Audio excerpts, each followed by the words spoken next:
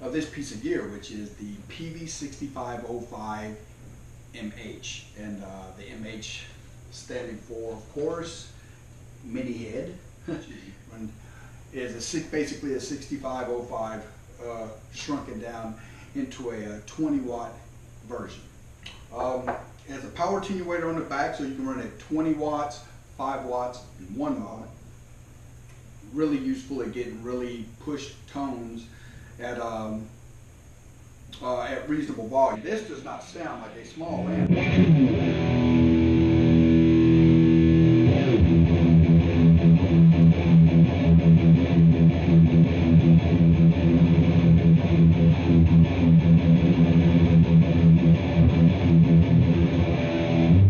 The other option on the back that it has, which is what I really bought it for, is it has a USB recording out, which allows you to bypass your interface, plug this directly into your computer, and get a mic emulated signal directly out to your DAW. For this, it has 2 foot switch jacks in the back. You can foot switch between the effects loop and reverb in one jack, and the other jack is channel and boost. You also have an effects loop. You have one speaker out, and it's switchable by a 2-way switch to 8 or 16 ohm. And that pretty much takes care of the back. It also has an XLR balance direct out that you could run to a board. Anyway, but that's everything on the back side of this. On the front side, you have, first of all, it's shared EQ for, I'll call it 2 channels.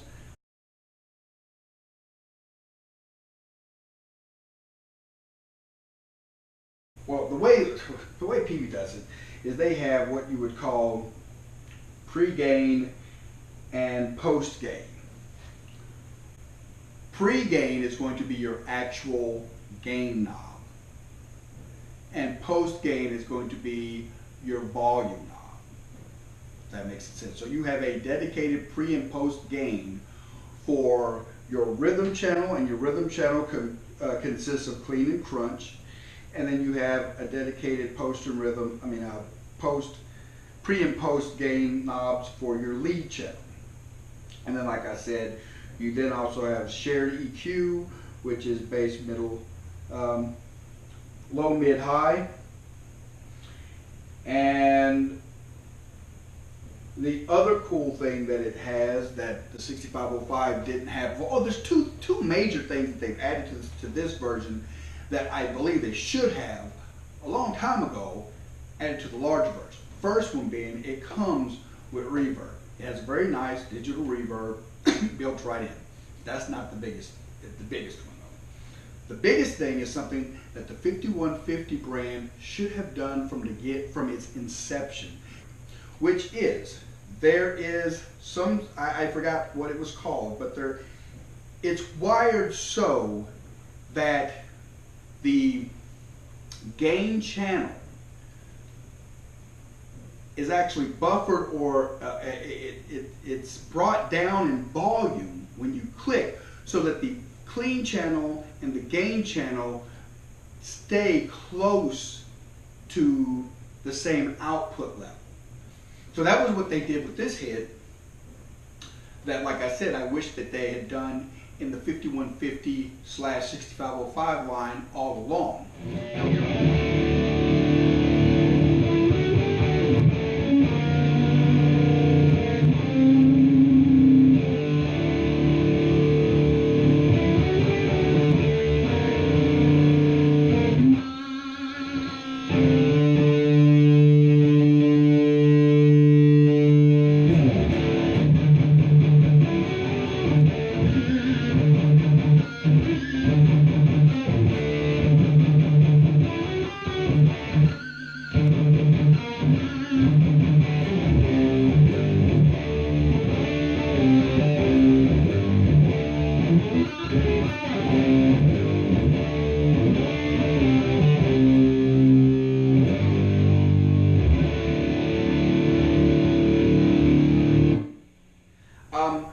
6505 mini head was really not a hard decision for me. To date, my favorite 2 amps that I've owned have been two out of my 3 top amps that I've owned have been my Peavey 5150 and my 5152. Those were my 2 major amps for a very long time.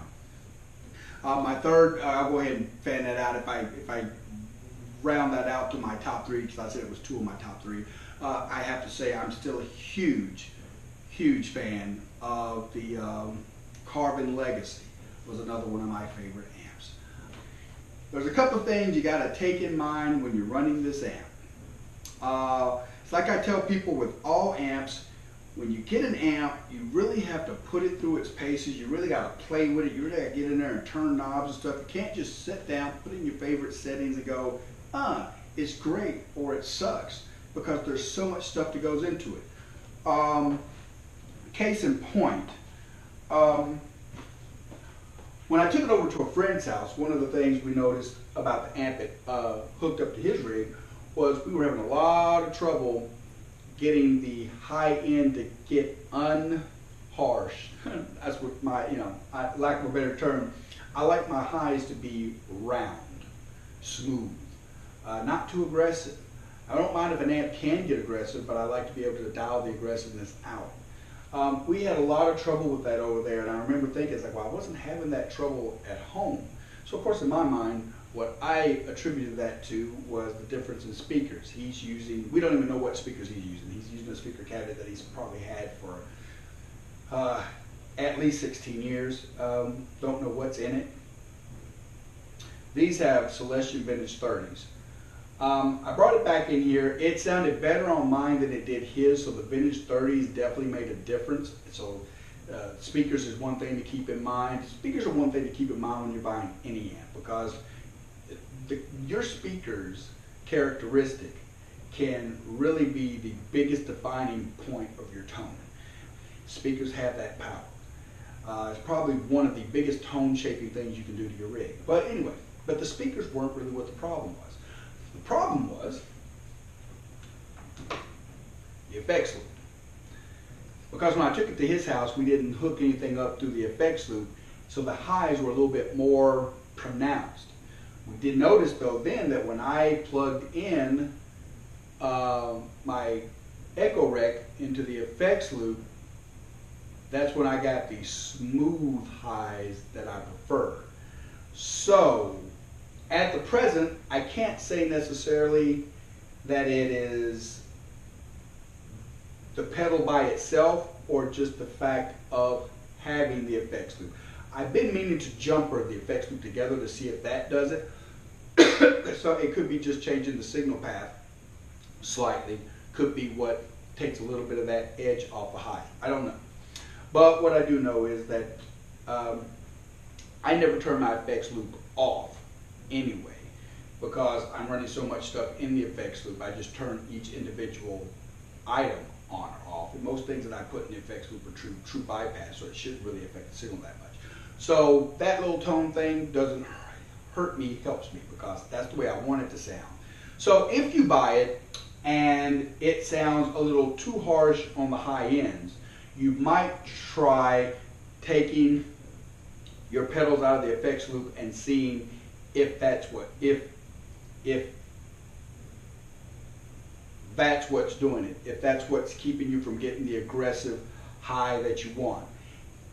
In the exact opposite of that, if you get it and you feel like you can never really, you just can't seem to dial out, you got the presence and the mid and the treble going and you just can't get that frequency out, you might try just plugging in a delay pedal or something into effects loop. It doesn't even have to be on, just plugging it in.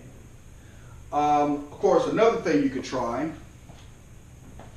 it's not that you could try, this will work, it's not a try. Another thing you could do would be to get yourself a really nice 10-band EQ and stick it in the effects loop, and then you could pretty much target and pull out most frequencies that are bothering you at that point. So anyway, that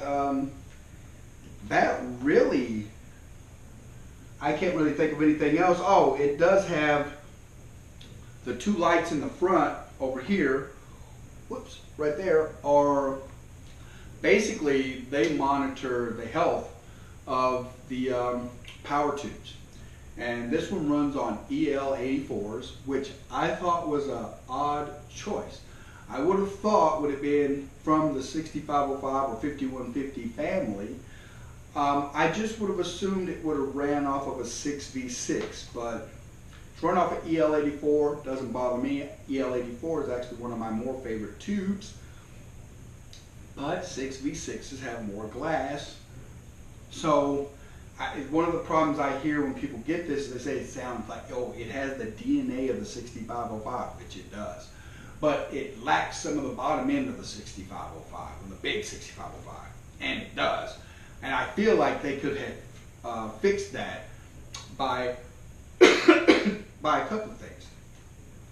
They could have made the amp with 6V6s. That would have been something that would have allowed them to use a glass, a tube with a little bit more glass in it, which is known to have a little bit more low end bloom to it. But that being said, this is not a thin sounding amp. That's the only thing people know this amp for, is just that normal, you know.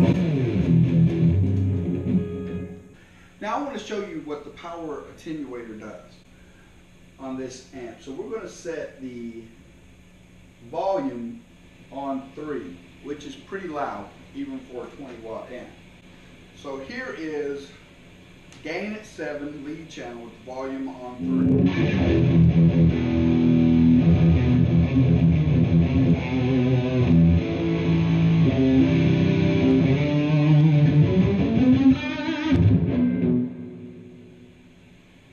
Take that down to the 5-watt.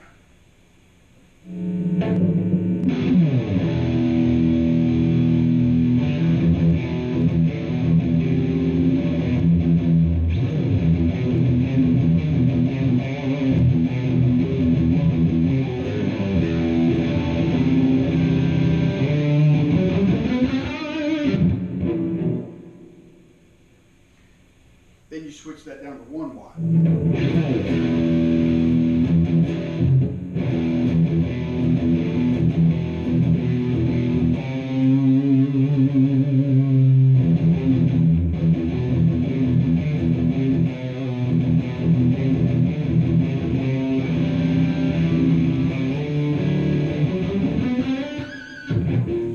Another thing that you'll notice, which is the case with all 5150s, all 6505s, and the EVH model as well, the thing that you really will need with this amp is a noise gate. I don't have one right at the present, but that is something that you will need. It is a noise gate, because it is a very it can be a very unruly.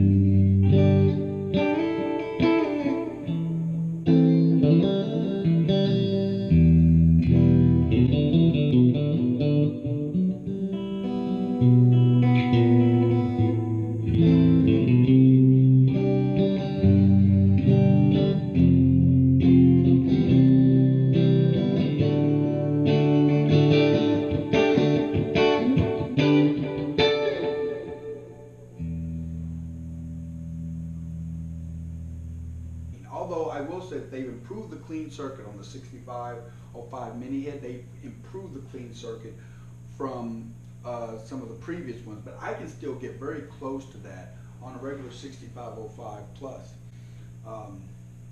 So I don't know where people are getting they can't get it clean out of one. I think if you can't get it clean out of that amp, then you pretty much don't know what you're doing, and that's not an insult. That just means sit down with your amp and work with it a little bit. Here's a really good key to getting a clean sound out of an extremely dirty amp is to reverse the order of the gain and the volume. In other words, what I did was, instead of, normally on an amp you would crank the gain and then crack open the volume to taste, right?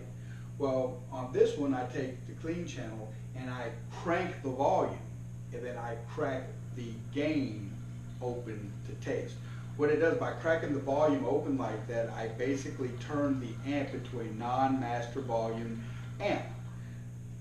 Meaning that at that point there's only one volume knob on the amp, and that's your gain knob. Then I just crank it up, and you can crack it pretty far open and it's going to stay clean for a while. Now you start getting up past 50%, past 12 o'clock on the dial, you're going to start getting some serious breakup. But you can get a good clean out of it. Just like I said, you just gotta work at it. And like I said, that would be impressive in and of itself if that was it. But now I take the rhythm, bring it back down to the normal 2 where we would normally keep it. I'm going to crank this rhythm up to about 4, and I'm going to engage the crunch button. And we're going to show you what that looks like.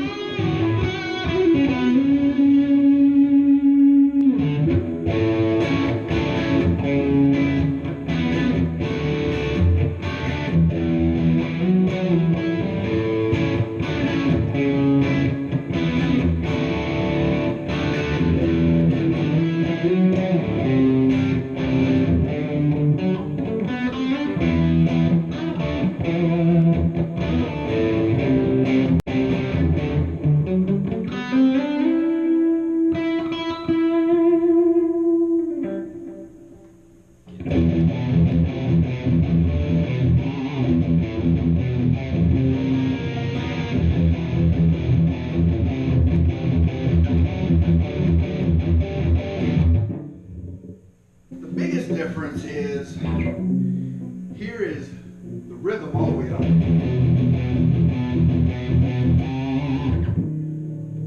then the lead channel on 2. So immediately what you notice is that the rhythm channel is thicker. It's a little bigger, it's a little thicker, it's a little less compressed, has a little bit lower, a little bit more low mids going. One thing you notice. Of course, that translates into, when you go to the lead channel, you're getting a little bit more compression, a little bit more upper mids, has a little bit more bite to it. Now, more importantly, what you have there is where the gain leaves off on the rhythm channel. It picks it up right there on the lead channel. Let's dime out the clean.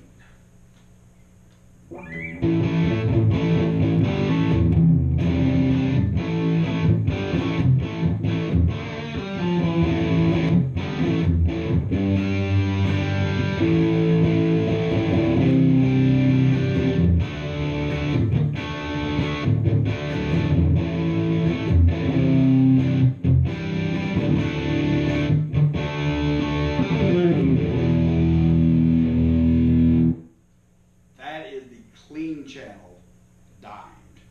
Basically, you can 100% take this amp all the way from the extreme clean to the most dirty of dirty.